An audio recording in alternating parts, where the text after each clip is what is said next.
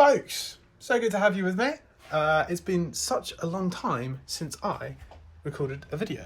So long, in fact, that I've started wearing glasses. Crikey, I'm an old man. Well, thank you so much for being here. Thank you so much for joining me. And today we're going to finish what is buried beneath this pile of crap. It's this lovely oak workbench. Enjoy, folks.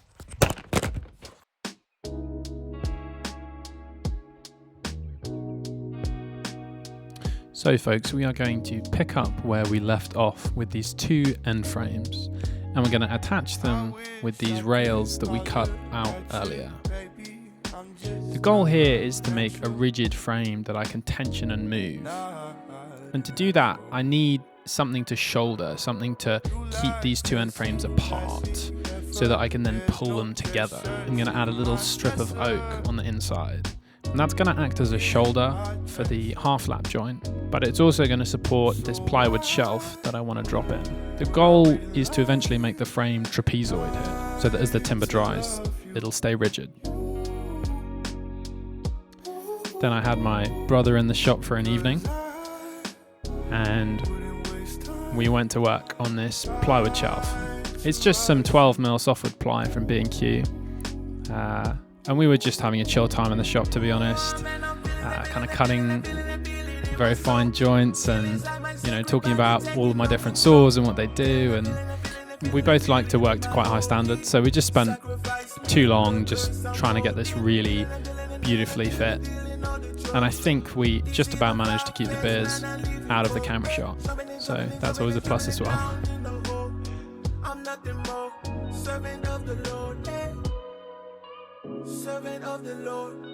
So yeah, once we'd fitted everything up, then we screwed it in from the underside. I am not a huge fan of being able to see screws, particularly in like a solid workbench like this. So I wanted everything to be kind of hidden, but equally, I think I'll probably switch the plywood out for maybe some oak planking at some point. So I didn't want to glue anything down or make anything permanent. So just a few kind of pocket screws to hold everything together. It's not a real project if you don't have some pocket screws, right? And I wasn't sure how to fit up the top to the frame precisely. Ordinarily, I would have a rigid top and fit the frame to that top. But there's nothing really keeping that top where I've put it on the floor there. So I instead decided to fit each timber individually, work from one side to the other. And now we have my very favourite part of the video, my brother chopping out his first framing joint.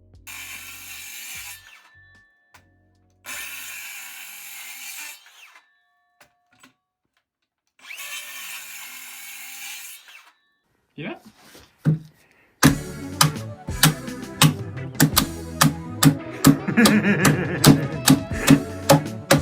You can flip it to the hammer side and just go sideways. Knock it out. There you go. In at 45 for the hand pieces. Base of them. Yeah. Nicely good.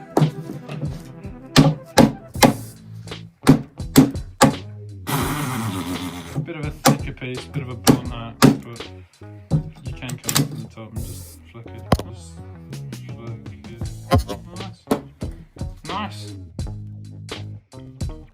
So to recap, my brother was able to help me cut the housing or half lap joints that help the top sit into the frame, and I'm just cleaning them up now. They're super easy joints to cut, just with the skill saw set at a certain depth. And you just run it through, knock out the waste with a hammer or an axe, and then you can clean them up with a chisel or a plane. And then now I've got that end timber fit up, I'll move on to the middle one, and I'll plane the sides to get a nice fit up between the timbers. You can see me looking at the warp in that middle timber. We'll fix that later. So now it's on to the final piece of timber that makes up the top. And this one had a fairly serious crack running through about a third of it at both ends. And I could have done some fun dovetail inlays or something, but I thought the easier solution would be to put some dowels through this, stabilize the crack, and move on with the build. I had some walnut dowels from the drawbore joints that we're going to do later on, but I didn't want to use the whole length walnut because that would be quite expensive. So I'm using smaller pine dowels, and then I'm facing them with these walnut pins. And it looked really good actually in the end.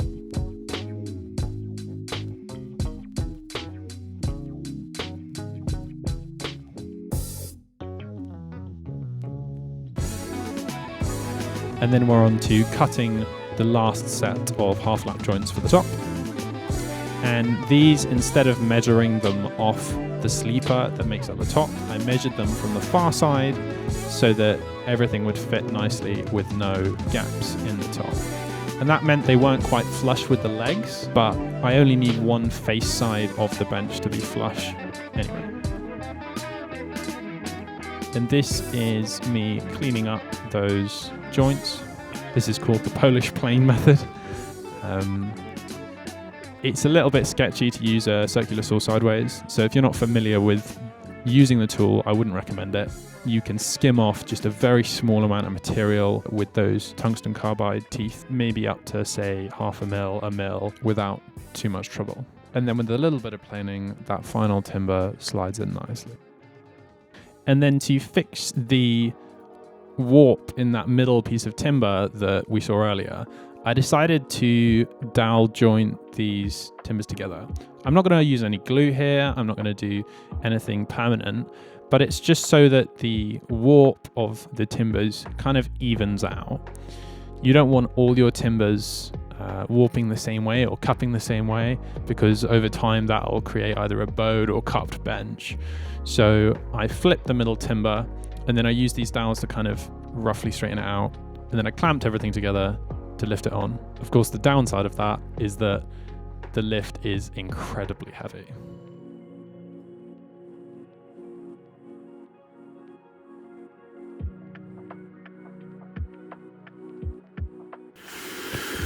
Whew, never done a tabletop that big before.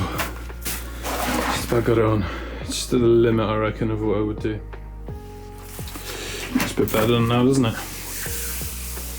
A couple of gaps appeared when I clamped it up, but that end's looking worse. This end's looking really tight actually. So it probably should have, the reflection point for this is probably should have put the top together first and then measured everything off that. I just wasn't sure I could get such a good fit on the top. So yeah, it's good. We'll get it cleaned up. We've still got some warping going on here, but it's so much better. Like beforehand we were seeing maybe 10 mil of deviation. Now it's, at most we're seeing like a couple of mil here and there. So that's so much easier to finish off now. Of course these have got to come down, that should be really easy. It's nearly there, it's nearly there. This side didn't come up flush either, which was a bit frustrating. After measuring up everything so well, I think I just ended up planing these slabs a lot more than I thought I would, to just get that really nice fit here. So on reflection, I'd say that was well worth it. That's a trade-off I'm really happy with, because you don't want cracks, the stuff can fall down and stuff. So yeah, I'll probably at some stage put some bow ties here. I'll probably epoxy fill this as well, but for now I'm just really super happy with it. And yeah, home stretch. With the excitement that the project was almost finished, I started to mark out the holes for the drawbore joints. I took the top off for this because I wanted to drill all the way through, and then I actually ended up putting the top back on just to make sure those holes were aesthetically in the right position. I didn't want them to end up too high. I wanted them to be bang in the middle of the top. So I marked those out and I started drilling them off just a little bit with the auger, but I didn't go anywhere near all the way through. Then the top comes off again. I clamped a small bit of wood on the back side of those half lap joints and drilled all the way through. And that's just because this red oak chips out quite easily, and I wanted to minimize that as much as possible. I think the dowels might have swollen in the shop because I had to ream these holes out quite a lot. And then one final hole so I can dowel that middle timber in place. And the idea here is that The middle timber, as it dries out, will pull in towards the middle of the bench, and the two exterior timbers will pull out towards the sides of the benches.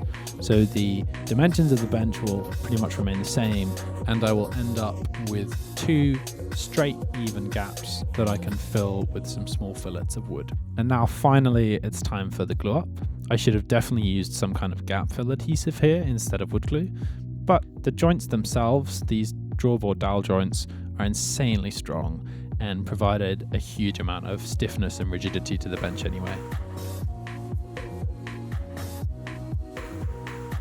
And it's in moments like this where you really get to see whether the preparation and the planning that you've done is any good. Thankfully, everything slid together nicely, and it was really solid actually once it was all dry. I got to work flattening out the top, and I pinched my dad's electric planer for this bit because there was quite a lot of material to hog off. Quite honestly, being able to borrow tools off someone else is such a great asset, and if they're in the family, that's even better. They can't complain. And once I'd gotten it relatively flat, I then smoothed out some obvious bumps, got out the straight edge, and marked all of the hills and valleys so that I could plane it again with the electrical planer, do one full pass over the whole tabletop, and then true it in with the hand plane. And on reflection, I didn't need to spend this much time flattening the top out because it was going to warp anyway and cup, and if I'm honest with you, it just went batshit crazy, this one. The red oak moved quicker than my colleagues when it's Donut Friday. If you're doing this, I'd recommend that you give it some kind of flatness at this stage, but aim to properly flatten it down the line. And then I also planed up that face side of the bench. And the hope here was, because the timber was going to dry and pull outwards, this side wouldn't change very much. That didn't really happen, but it was a nice try. And then the sander came out, and I got to work making this look as beautiful as I could. Before I could finish off the bench though, I needed to square up the ends. And to do that, I pulled out my homemade track saw and then finished it off with a panel saw and a load of planing. It doesn't need to be laser straight, this part. It just looks nice if it's all one surface.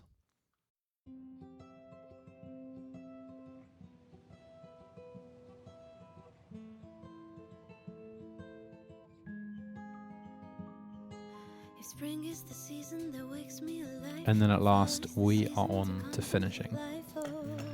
For finishing, I mixed up a custom brew. It's 1/3 raw linseed oil, 1/3 turpentine, and 1/3 varnish. If I'm honest with you, I should have gone with an off-the-shelf product like Osmo. This didn't wear all that well, but it did look amazing. So at the time, it was kind of easy to enjoy it. The other thing to remember with a finish like this is that it will separate out over time. It's not a perfect mix. As I learned to my detriment, you can't just keep this on the shelf forever. And there isn't a silver bullet when it comes to finishes. You're going to have drawbacks and positives with whichever solution you choose. I think I wouldn't recommend finishing your workbench in something like a varnish or a paint, because when that starts to wear, you'll have to strip it all off to touch it up.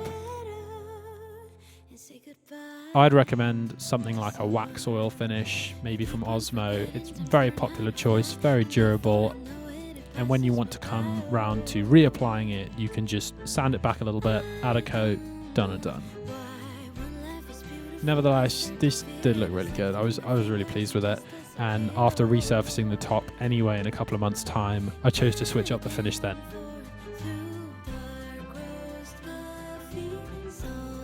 So let's have a look at how the bench has fared. You can see I've added this drawer, and I've added this vise, and these dog holes. I've got a pair of holdfasts there. So I've also made these wooden dogs you can fit in here, so that you can clamp pieces of work across the length of it.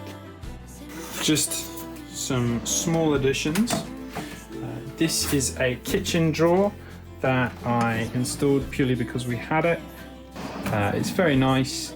It's far too nice for a workbench ordinarily. I would recommend, you don't even have to have runners for these drawers. The legs were originally flush with the side here, and you can see just how much movement there has been in this timber. So I'm gonna have to at some stage refer up these, and then you can actually feel it. I don't think you can see it, but you can definitely feel it on the finger. These walnut dowels are actually sitting proud of this oak now, because of course they haven't shrunk, but all of the wood has. So there we go, really. And here are some pictures of the finished bench. I think it came out really well. I'm really happy that I decided to include that cracked sleeper with all the charred section and the massive check. I think it adds a lot of character to the bench. So that's all I've got for you today, folks. Thank you so much for joining me and being here. It's been an absolute pleasure to go through this build with you. And I'd love to hear some feedback, whether this is something that you would try yourself or not. As ever, if you enjoyed it, I'd really appreciate it if you dropped a like. And I don't release videos like this super often, so if you don't want to miss the next one, go ahead and hit that subscribe button, and that will mean the world to me. Otherwise, thank you so much for being here, and have a wonderful rest of your day. Cheers, guys. 'Cause it still feels like summer, but it's soaked in nostalgia slowly. All the